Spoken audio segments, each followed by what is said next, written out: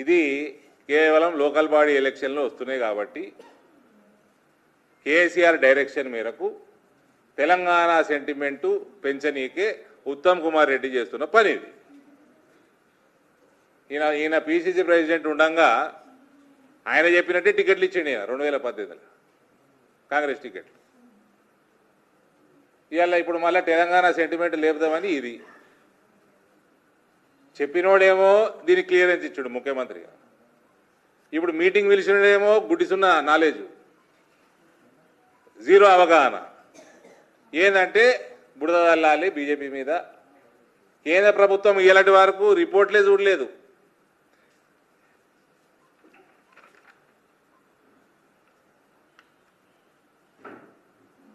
ఇప్పటి వరకు ఏపీ తెలంగాణ మధ్య ఎలాంటి అధికారిక సమాచారం మార్పిడే లేదు. there is no communication, there is no correspondence, but these fellows want to do politics in the direction of KCR. ఇలా ఇప్పుడు ఎవరన్నా నేను ఇది కూడా అడిగిన ఉత్తమ్ కుమార్ రెడ్డి, మీ ముఖ్యమంత్రి అక్కడ ముఖ్యమంత్రి సిబిఎన్కి శిష్యుడు, ప్రియమైన శిష్యుడు. ఆయన కాలేజీలనే చదువుకున్నా అని మీ ముఖ్యమంత్రి అన్నాడు. ఎవరన్నా మీటింగ్ చేసుకుంటా అంటే ఆపినరా? ఆ మీటింగు జరగలేదు.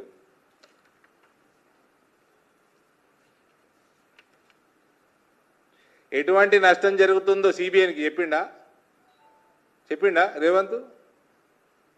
ఆయన గురుగారికి చెప్పుకున్నాడా? అది చెప్పలేదు, లిఖితపూర్వకంగా ఇయ్యలేదు. బస్ మీటింగ్ విలువాలి, బురద చల్లే ప్రయత్నం చేయాలి.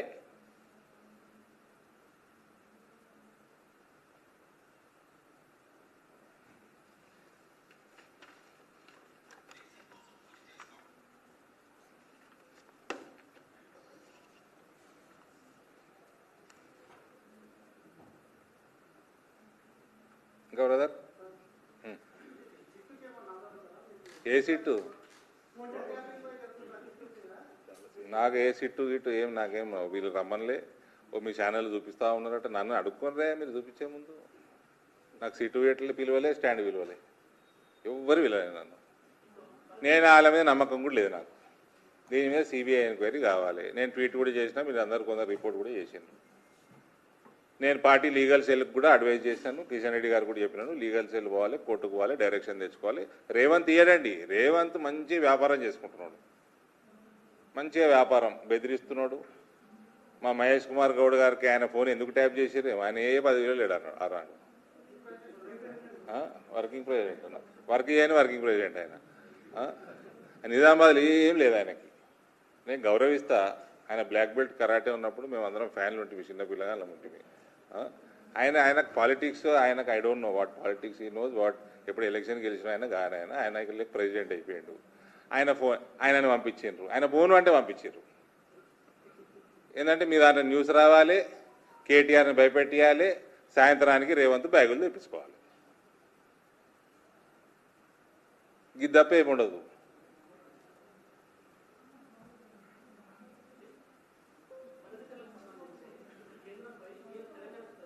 తెలంగాణకి అన్యాయం జరగనిచ్చి, ఒక్క రైతుకి ఒక్క ఎకరానికి అన్యాయం జరగనిచ్చి ప్రశ్నే లేదు. There is no question. What I'm saying is Uttam Kumar రెడ్డికి అవగాహననే లేదు. తెలంగాణకి ఎన్ని నీళ్లు కావాలి, ఫర్దర్గా మీ రిక్వైర్మెంట్ ఏంది, దానికి తగ్గట్టు మీ ప్రాజెక్టుల ప్రణాళిక ఏంది, మీ ఫైనాన్షియల్ క్లోజర్ అయిందా, ఫండ్స్ ఎడికెళ్ళి రేజ్ చేస్తారు. మీ ముఖ్యమంత్రి ఏమో బిచ్చపట్టుకొని తిరుగుతూ ఉన్నాడు, చిప్పబట్టుకొని. ఎట్లా నడపాలనో రాష్ట్రం ప్రజల్ని అడుగుతున్నాడు. మీ ముఖ్యమంత్రి ఏమో ఆంధ్ర ముఖ్యమంత్రి ప్రియ శిష్యుడు. గురుగారి దగ్గరకు పోయి ఒక మీటింగ్ అన్న చేసిండా, ఒక లెటర్ అన్న రాసిండా? ఇవన్నీ ఏం లేదు, లొట్టపీసు. కేంద్ర ప్రభుత్వం మీద బురద చల్లాలి. భారతీయ జనతా పార్టీ కేంద్ర ప్రభుత్వం అయినా ఇదైనా we will go as per the guidelines of CWC and our both Godavari Krishna boards. ఇక్కడ ఎన్డీఏ వస్తుంది, ఈడ బీజేపీ వస్తుంది, ఆడ ఎన్డీఏ ఉన్నది. చెప్పండి. యాజ్ పర్ గైడ్ లైన్స్ కేంద్రం నిర్ణయం చేసుకుంటుందండి సమయం సందర్భం వచ్చినప్పుడు. సరైందా కాదా వీళ్ళు ప్రాజెక్ట్ రిపోర్ట్ పంపాలి కదా, ప్రీ ఫీజిబిలిటీ రిపోర్ట్ ఏం చదవలేదు. కానీ జగన్ కేసీఆర్ సరైందని అన్నారు ఇంతకుముందు. ఇవ్వరు, ఇది ఇచ్చేయండి నాగిరెడ్డి, ఇది पास ऑन कर दो मीडिया को, हिंदू पेपर का रिपोर्ट है, देख लो. ప్రామిసులు కూడా దట్టు స్పెషలీ ఛాలెంజ్డ్కి చేసిన ప్రామిసులు కూడా ఇంప్లిమెంట్ చేయని దౌర్భాగ్యపు ప్రభుత్వం ఈ కాంగ్రెస్ ప్రభుత్వం, కనికరం లేని ప్రభుత్వం కాంగ్రెస్ ప్రభుత్వం. మహిళలకు కూడా 4000 పెన్షన్ చేస్తున్నారు, చేయలేదు. ఇటువంటి ఇక్కడ తెలంగాణలో బీజేపీ భరోసా పేరు మీద ఈ కార్యక్రమం చేపడతా ఉన్నాము. గ్రీవియన్స్ సెల్ ఏర్పాటు చేసి అందరు పబ్లిక్ రిప్రజెంటేటివ్స్ రోజు ఒకళ్ళు కూర్చోవటము.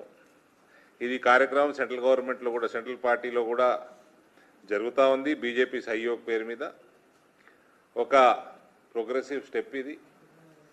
సమాజంలో ఎటువంటి గ్రీవియన్సెస్ ఉన్నా కూడా అక్కడ వచ్చి యూనియన్ మినిస్టర్స్ కానీ ఎంపీస్ కానీ చెప్పుకునే పరిస్థితి క్రియేట్ చేయడము, ఇది భారతీయ జనతా పార్టీ కేంద్ర నాయకత్వం యొక్క మంచి ఆలోచన. దీన్ని అందరూ సద్వినియోగం చేసుకోవాల్సిందిగా నేను కోరుతా ఉన్నాను. ఇది కంటిన్యూ అవుతుంది కూడా.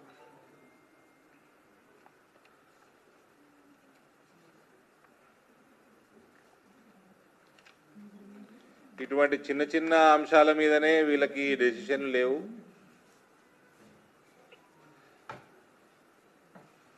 వీటికే పైసలు లేవంటున్నాడు రేవంత్.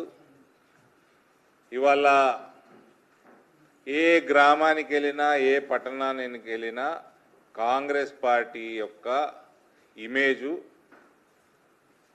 భూస్థాపితం అయిపోయింది. ఇప్పుడున్న ప్రభుత్వము దేనికి వనికిరాని పనికి మాలిన ప్రభుత్వం అన్నది ప్రజల నిర్ణయానికి కూడా వచ్చేసింది. ఇవన్నీ కూడా కప్పిపుచ్చుకోవడానికి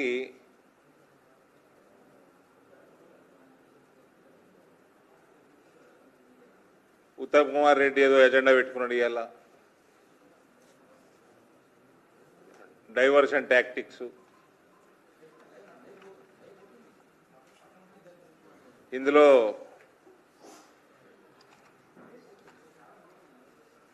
పార్టీ నిర్ణయం మేరకు 4 గంటలకి ఏం చేయాలో 4 o'clock ఉంది అయినా మీటింగు.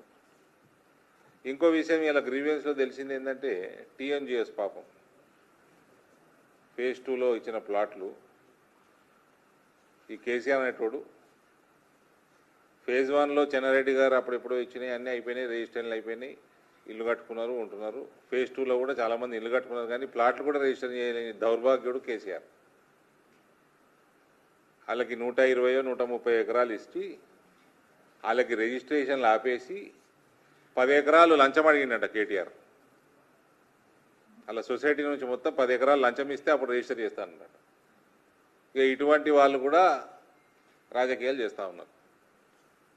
అయ్యనేమో ఇచ్చినా నువ్వు చెప్పుకుంటాడు గొప్పలు, కొడుకేమో మా అయ్య ఇచ్చిన దాంట్లో నాకు 10% వాటా అంటాడు. This is Kalvakuntla family. That is why I say they belong to jail.